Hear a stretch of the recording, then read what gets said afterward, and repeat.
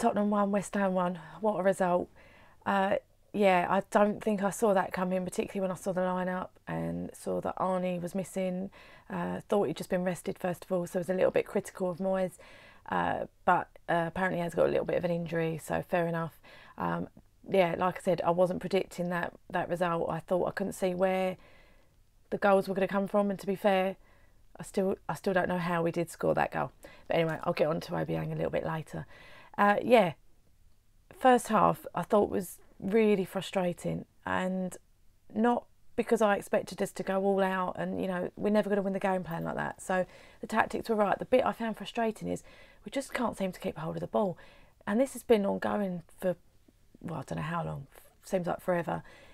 We just give the ball away too easily, you know, slightest bit of pressure, we pass the ball and give it away just constantly. And it is frustrating. And I kind of thought, you know, Moyes starting out with Chicharito up front on his own, to me was a mistake, and I think it must be incredibly frustrating for him, because that's not the sort of player he is. I wanted him to get a chance, but he needs to be starting with Carroll or an Arnautovic or something. On his own, he's too small, he's not got the strength, it's a waste of time, and that was proven. But yeah, anyway, I mean, I've seen Tottenham fans moan and dig at us because we parked the bus. I really don't care. Football isn't just about scoring goals. I've said this before. We defended well. We played how we needed to play to get a result. Sadly, they didn't play the way they needed to play to beat us. Their own fault, isn't it? You know, yeah, percentage and shots, you know, by far Tottenham were the better team. But it don't matter. It was 1-1, and yeah, we played the game plan that we needed to play.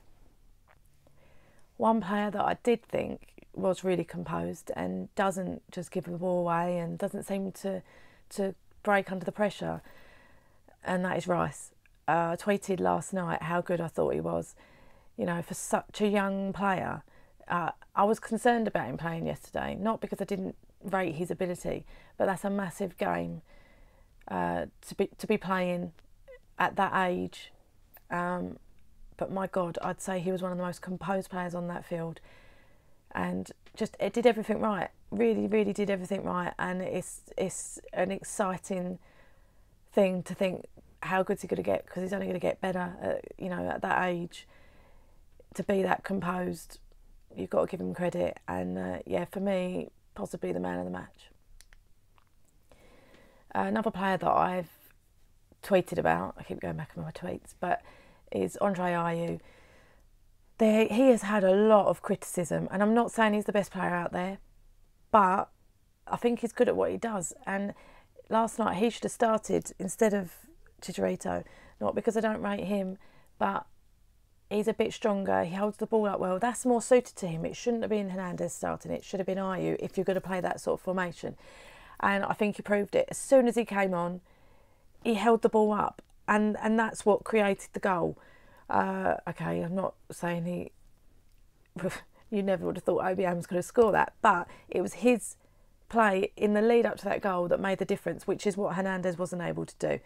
So I think it's absolutely crazy to think that we're prepared to sell him unless we're going to go out and buy loads of players and we're strengthening this squad massively. He needs to be there, even if he's not starting. He needs to be on there. He's an important player, and I think we'd be mad to get rid of him. Adrian, as usual, was pretty outstanding. Made some incredible saves to keep us in the game. Yeah, I can't see how Joe Hart's ever going to get back in the team if he's still here. The only thing, obviously, was the only thing we might say that he did wrong was grab Kouyate's head. But for me, that was amazing. I'm sure you've all seen it. If not, here it is.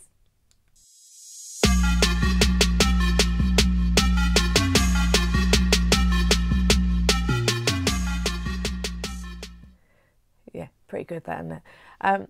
Another thing, obviously, that was a bit of a dangerous thing was when he nearly punched Ali in the head, which obviously none of us would condone.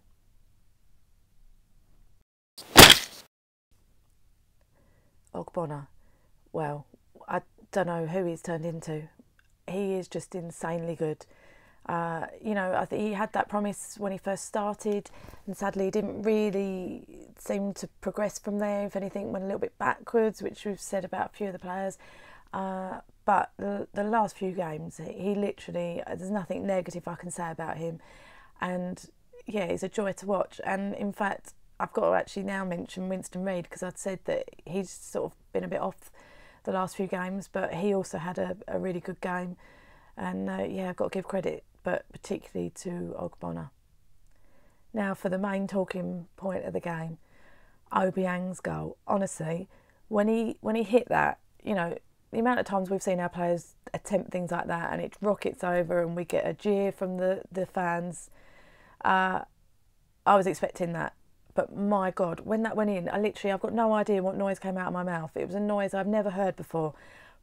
But I was in shock.